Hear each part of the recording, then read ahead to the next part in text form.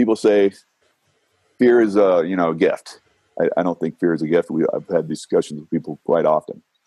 Fear is a negative in any aspect you want to look at it. So you really want to have a negative, aspect within your system, within your thought processes, your neural linguistic processes, neurons, neuro linguistic. So the brain, linguistic words, and the program. So how do words program your brain? So you want to program your brain with the positive things, the thought processes that are going to help you overcome situations, not just in a combat situation, but also like, in a business situation where someone, the same thing, words, saying words to you like, oh, you're doing terrible in your job or whatever. It doesn't trigger you, You learn how it doesn't trigger you. So you start to overcome all these different things that block you. Welcome to Martial Mindset, where we delve into some of the leading minds in business, martial arts, and academia to find out what truly makes success in any field of life. We are the fight coaches who will motivate and inspire you to level up your game, no matter how big or scary your goals may be. We were talking about switches, the emotional switch of the action switch. And so pre the confrontation situation, basically, I think you have to train to do that. And it's very different in the military compared to civilians because you can obviously immerse yourself completely into an environment where you are trained to switch on and switch off. But for the ordinary individual that comes to a martial arts studio maybe 2-3 times a week, how would you advise them to develop a switch, basically, where they can switch and engage, well, as I said, engage a threat or engage a situation that they need to quite quickly? What would you say? Because this is pre, the requirement to breathe and clear your mind and develop it and so on.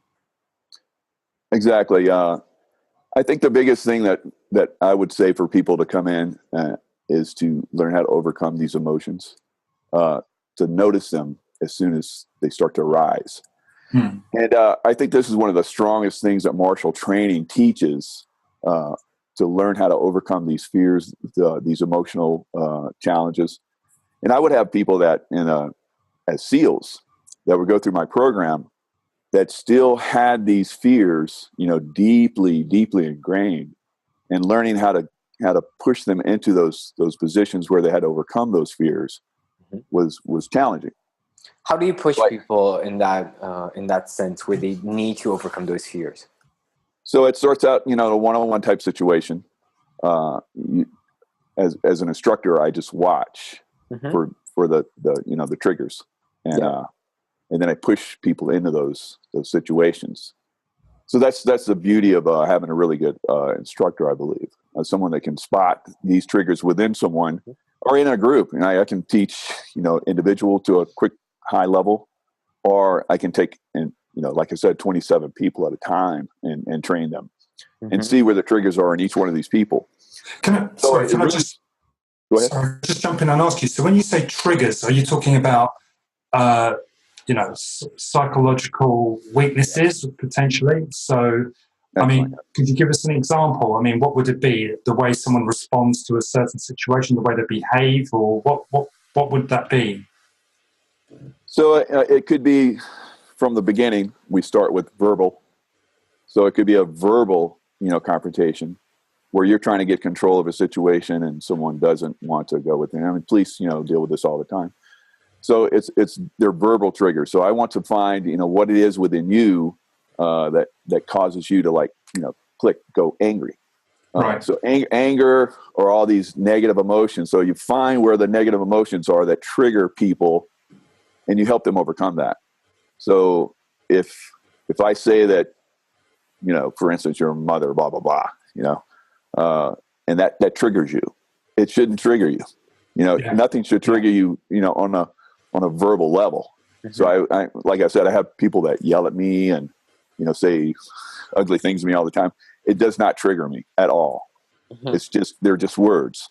So you need to understand words and how words affect your physical body. They actually do. So once you find what it is that triggers you, emotionally to go into a negative state, because these negative states, these negative emotional states, affect your ability to handle situations, not only in a mental capacity, but also in a physical capacity. So if you're a very offensive person, it doesn't matter what someone says to you or how close they get to you or any of these things, you still will be able to handle your situation. This is where I want to push you. So it starts with the verbal, cues, and then we move to the physical cues, and then we go from there. We just expand. It could be one person that attacks you, and then it's two people, then it's three. So we continually, push the person and find more and more triggers and help them overcome those triggers. So all of us have triggers, we just have to learn what they are. And as you feel these emotions rise within you, then you're like, okay, I'm getting triggered. So I need to not suppress it, but let it go through you. So the fear and stuff like that, people say fear is a gift. I don't think fear is a gift. I've had discussions with people quite often.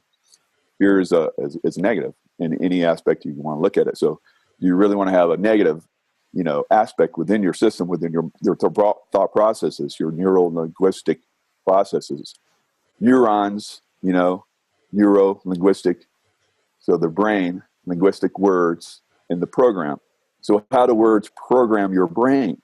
So you want to program your brain with the positive things, the thought processes that are going to help you overcome situations, not just in a combat situation, but also in a business situation where someone, the same thing, words, saying words to you like, oh, you're doing terrible in your job or whatever. It doesn't trigger you, You learn how it doesn't trigger you. So you start to overcome all these different things that block you